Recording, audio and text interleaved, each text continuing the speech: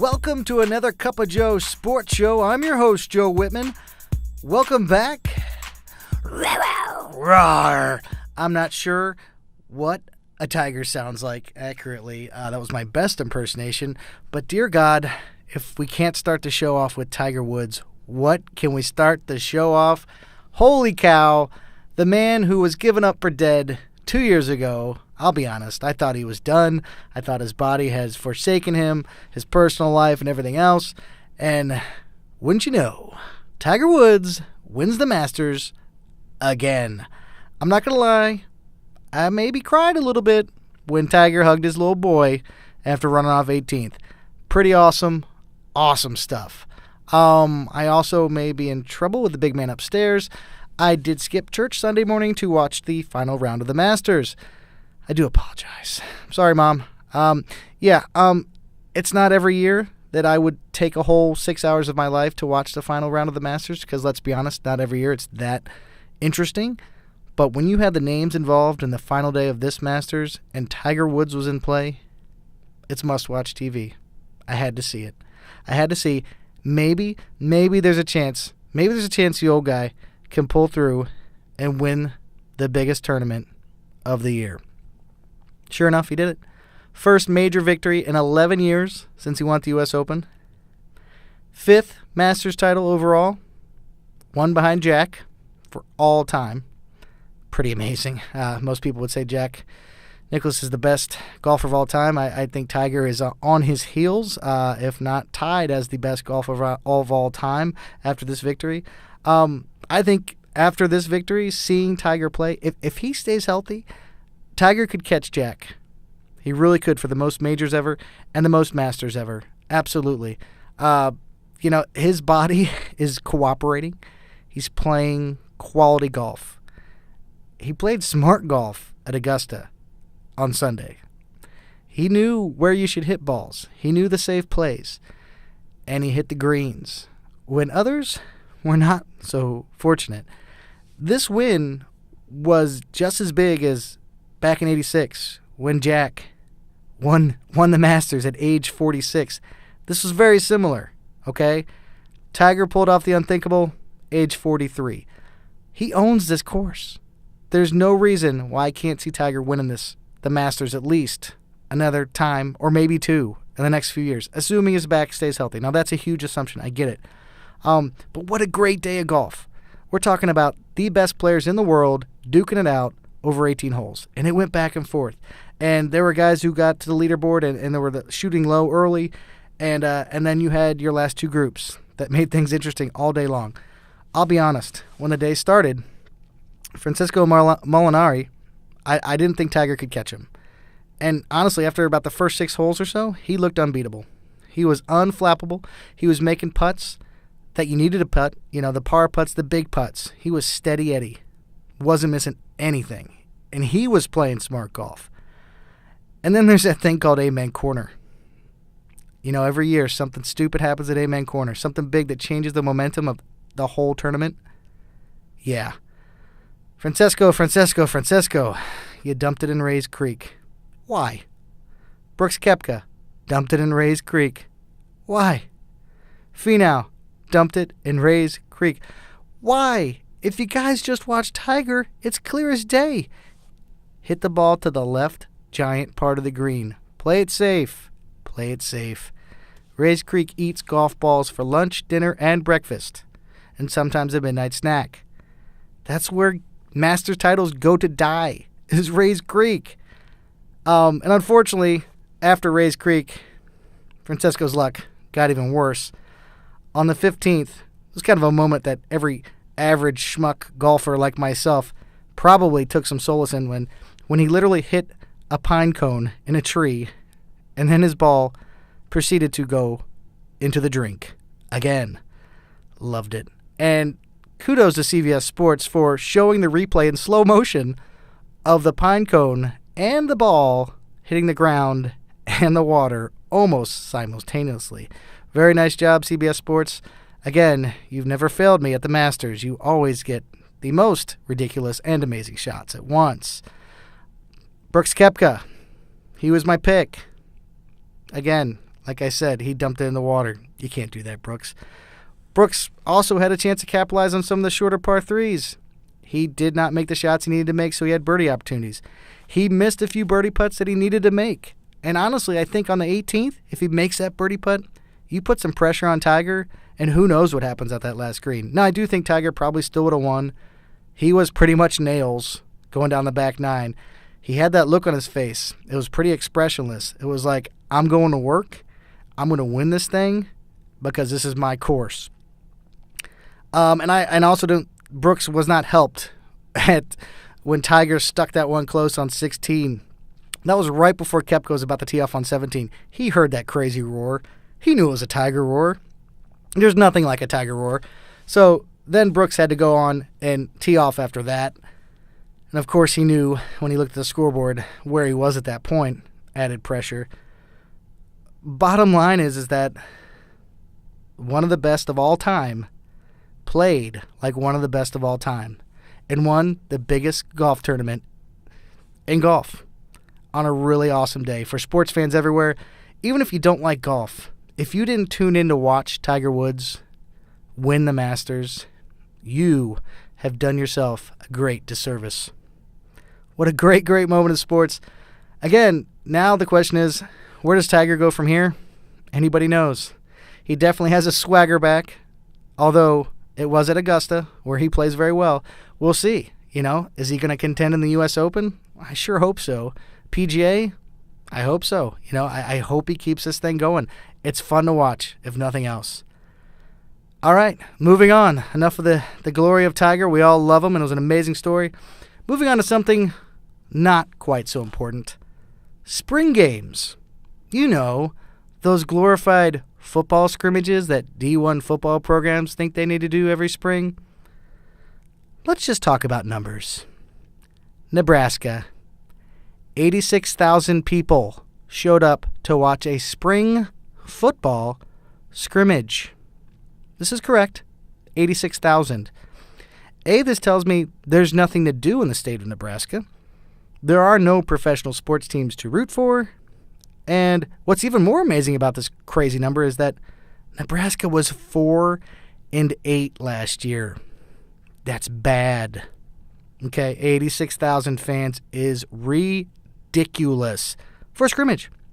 Alabama, 62,000 this year, and apparently that was a down year for them. Normally they fill the whole place up. Only 62,000 this year, lower than normal.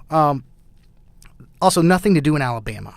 All right, except maybe watch NASCAR. All right, I didn't look at the schedule. Maybe there was a race that day of some sort, of some importance, because their numbers were knocked down by 20,000 or so. Who knows? National champs Clemson, they had about 60,000. Again, way too many people going to watch a college football scrimmage where nobody really wins and nobody really loses, except the average sports fan who learns nothing from a spring game scrimmage. What do we learn from these scrimmages? Oh, your defense is really good, or your offense is really bad, or vice versa. How can we possibly tell? Does anyone really know? Is the quarterback under any real pressure since no one's allowed to touch him anyways? No, of course he's not, right? And are you actually seeing plays that you'll see in a real season? No, of course not. Coaches don't show their hand. They've got all these super secret plays that they're going to use against their top conference opponents. You're not going to see anything new. It's all going to be base offense, boring, run left, run right, maybe a couple basic pass plays. Nothing out of the ordinary. Yet people still show up to watch a game where nobody really wins. It's kind of awkward even to witness one of these. I've gone to one in the past, and to be honest, I was done after a quarter. Luckily, I didn't pay for this. I think I donated a can of food. So, hopefully some people made out, with the food. People that needed to eat, of course, they made out in this whole thing. But it's kind of awkward going to one of these spring games because who do you root for? The offense or the defense? Because ultimately it's still the same team, right? I can't root against my team. That's awkward. It's very weird. So my takeaway from spring games is the only real winner is the marching band. Okay? I mean, and you might even get out of this performance from the marching band that, hey, man, the band is going to be really good this year because they got that new snare drum player they recruited out of Oklahoma. Did you hear the chops on that dude? Yeah, I mean, really, seriously, you're getting a marching band performance that is nails. They're giving you their best, and it's just a scrimmage. So you got that going for you. Let me know when the real games start. Okay, I could care less about these scrimmages. Don't televise them, for God's sakes, ESPN. It's pathetic. It's awful. And please don't televise the schools who can't fill their stadiums for these scrimmages, because that's even more embarrassing. You literally are just filming a practice that nobody else wants to watch. Certainly, nobody wants to watch it on TV. There are other things to watch. So again, let me know when the real games start. Conference games, I'm talking about, not those 5 ridiculous games against some directional school from some state that you'll never play ever if you're, a team that's not very good. Only the good teams play the bad teams, obviously, because they're paying them. But spring games, I'm done with them. Do away with televising them. It's ridiculous. But Nebraska, Alabama, you keep doing you, okay? You love you some you. You be those Bama fans. You be those Husker fans. I know you guys love that stuff. It's fine. Switching from the college game over to the hard court. Talking NBA. I'll be the first to admit that I'm not the biggest NBA fan in the world. Haven't been in quite some time, just simply because the game, the way it's played. And when I mean played, I mean how much defense is not played. Current NBA games, well over 100 points for each team.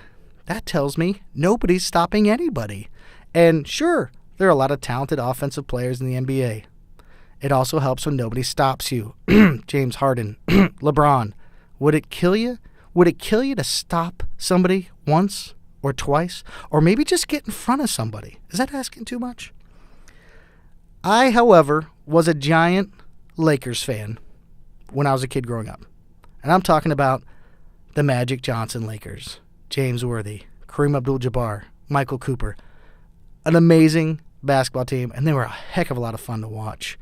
And every year it was them versus Celtics for the longest time. And when you were a kid, you were either a Lakers fan or you were a Celtics fan. I chose the Lakers. And part of me still hopes the Lakers can kind of regain some sort of glory, if possible. But right now, let's be honest, the Lakers are a complete mess. Like, absolutely awful organization. When Magic Johnson decides, I'm done, I'm out, you got problems, okay? Jeannie Buss, what's going on?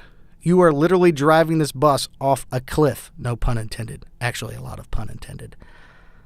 Seriously. And Luke Walton, let's just kick Luke to the curb. Why? Well, clearly because LeBron can't push Luke around. So what are they going to do? You're going to hire Tyronn Lue? Probably, because LeBron likes Tyronn. They've worked together in the past. They won a championship. Makes good sense. Here's a question I have, though. The Lakers also lost an assistant coach. I don't know why ESPN felt the need to put this on the ticker. Mark Madsen left the Lakers, assistant coach, to go to Utah Valley. Where the hell is Utah Valley, and why do I care? This affects my life 0%. Thank you for that, ESPN. So, Tyronn Lue, sure, let's let that happen, okay? But the bigger problem is who are you going to get to play next to LeBron? The obvious answer is Kevin Durant, right? Probably the best player in the NBA currently, in my opinion. The guy can do it all. He's a superstar. But if you're Kevin Durant, do you leave Golden State, where you've got a great thing going and the best team in the NBA, to go to LA, where you and LeBron are going to be fighting for the front page of the sports page every night? I don't know. And can your egos even be on the same team at the same time? Let's think about that one for a second. I would love to see Kevin Durant play with LeBron James. Do I think it'll happen? Probably not. Unless the Lakers legitimately back up multiple Brinks trucks to his front porch and say, we don't even care how much money you want. We'll make it work. Please come save our franchise, which is heading in the wrong direction. It's a hard sell. But if anyone would do it, I could see Durant doing it. This is the same guy who left OKC when OKC was pretty good, and he went out to Golden State. I mean, obviously, yeah, you're joining Golden State. It's a no-brainer. But he still left a pretty good team in OKC. So I could see Durant possibly doing it. Maybe LeBron's a good salesman. Maybe he's not. Kawhi Leonard. Sure. It has been rumored that he talked about wanting to be in SoCal. But who knows with these guys? They put so much stuff on social media, you don't know what's true, what's not. And to be honest, like in any sport, a lot of what you're hearing is either what the agent is telling them to say so they can better position themselves for that new contract. And that's usually what it is. So, I mean, would Kawhi Leonard work well with LeBron James? Well, sure. You're talking 2 all-stars. But, again, you wonder why Kawhi Leonard, why does he choose the Lakers? Maybe he goes to the Clippers. There's something people aren't talking about. Clippers are a better team than the Lakers right now. That's embarrassing for me to admit as a longtime Lakers fan. It's true. It's that. Kawhi Leonard, maybe. I think my favorite one, though, is Kyrie. Yeah. Kyrie and LeBron getting back together. It'd be like a bad episode of The Kardashians. Are you kidding me? These guys clearly can't be on the same court together at this point because Kyrie's ego is ginormous. And LeBron basically treated him like his little brother, and not in a good way when they were in Cleveland. I don't see that one happening either. Unless Kyrie's just like, maybe I'll go out to the West Coast and show LA what I got and, become some sort of a model and I get a TV show. And who knows what these guys are thinking. I'll say one thing. Kyrie and LeBron would be interesting in LA. However, I don't know if there's room. I really don't. You've got Lonzo there and Rondo, and obviously you can make room for star players, but I don't know if that's a good fit. Lastly, the elephant in the room is obviously Anthony Davis. This would be the ultimate choice if it were me. If I were making the decision, if I'm Jeannie Buss, well, yeah, I'd look a lot better, but I don't know if that's true. I shouldn't speak. I don't really know what she looks like, quite honestly. I mean, I'm assuming she's a fairly attractive woman. Anyways, I digress. I'd take Anthony Davis. You have to make a trade, obviously. He is a superstar. He's a big man who can do it all. You put that with LeBron and Lonzo and Kuzma, and now you're talking, okay? Now you've got something. But do the Lakers have what it takes? Do they have the players that they'll need to trade away to get Anthony Davis and still be able to have a team? I doubt it. I really doubt it. And I don't think the Pelicans are going to take draft picks. They're going to want NBA talent and draft picks. Not just draft picks, but both. And at that point, I'm not sure the Lakers are actually going forward. Because granted, as good of a team as Anthony Davis and LeBron together would be, you still need those other pieces. You have to have the supporting staff. Because those guys can't play the whole game. And we all know that LeBron's not going to play defense most of the game. So you do have to have those other players around. So I'm not sure Anthony Davis is a win. What about the draft? Okay, maybe you build around Ingram, Kuzma, Ball, LeBron, and let's just say you get lucky. Let's say those lottery balls fall your way and you get the number 1 or number 2 pick. Maybe the NBA somehow does you a favor. I'm not saying they're cheating, but I am saying in the past with the NBA lottery, it does seem awfully convenient for some of these teams who get the number 1, 2 pick who maybe statistically weren't supposed to get them. I'm not saying there's any sort of cheating going on, but it's maybe some sort of conspiracy. Just saying. Let's say it works out and they get the number 1 or 2 pick. You're talking Zion or Ja Morant, okay? Either one of those is going to make your team better immediately. I take Zion every day of the week if I have the number 1 pick. Him and LeBron together, that's must-see TV. I mean, it would be awesome. But who knows? I certainly don't. I hope as an old Lakers fan that they turn this thing around. They actually have a product on the court that you can get behind and root for. And finishing up with the NBA, I just want to say I'm rooting for the Milwaukee Bucks to win the whole stinking thing. Will they? Probably not. But I love watching that team. And Giannis Antetokounmpo, I know I probably botched that name. It's a hard one to say. I love that dude. He's a stud. He's super studly. And I hope he wins a whole stinking thing. I hope he ruins Golden State's day eventually. We'll see. Who knows? Eye-opening stats of the show. New little segment I'm throwing in. Eye-opening stats of the show. I got 2 statistics here from 2 different quarterbacks in the NFL draft. First one. Last year, threw for 4,831 yards, 50 touchdowns, 8 interceptions. Second player, threw for 4,361 yards, 42 touchdowns, 7 interceptions. You tell me which one's which? Well, the first one, with more passing yards, more touchdowns, and only 1 more interception, would be Dwayne Haskins. The second one, with less yards thrown, less touchdowns, is Kyler Murray. Yet for some reason, the whole world thinks Kyler Murray is the number 1 pick. Is that the right number 1 pick? We're all going to find out next year. The whole world also thinks that the Arizona Cardinals are going to take Kyler Murray. I'm not so sure yet because they still have Rosen. And I've not heard anything yet about Rosen being traded yet. So until draft day comes around, we won't really know anything. But I do know this. If someone offers them a boatload for that number 1 pick because somebody else is in love with Haskins or Murray, I think the Cardinals might deal. I don't think it's a bad idea. I really don't. I think Kyler Murray is a great athlete. He could be a great quarterback.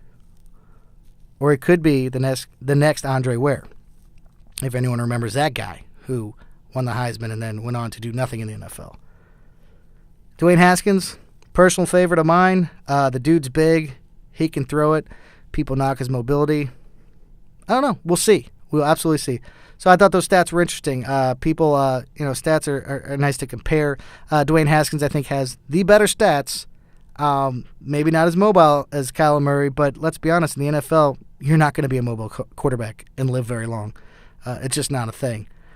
Finally, my favorite part of the show, WTF. Watching a baseball game the other day, and one of my biggest pet peeves of all time is the fans that sit directly behind home plate that you can see practically every time they show you the batter-pitcher combo shot. Not just any old fans. The fans that are completely oblivious to an actual baseball game taking place. Now granted, these fans are probably super wealthy, or they work for a really nice company and somebody gifted them the seats for this one night. So what do they care if they're not actually paying attention to the ball game and they're yapping about, who got a new Mercedes or, whose daughter just got engaged to some kid who graduated from Harvard or Yale. I sat and watched for at least 2 innings these same 2 ladies yapping at each other. Not once did they even turn to their left or respectively to their right to look at the actual ball game that was taking place literally feet in front of their noses.